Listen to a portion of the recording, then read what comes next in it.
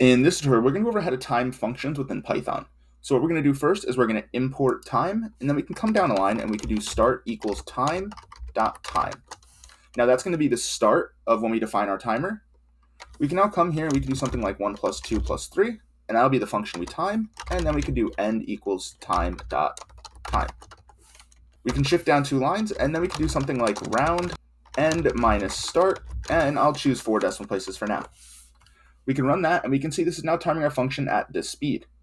Considering this is a pretty quick output, we could change this to something like sum range, and we'll do 10,000.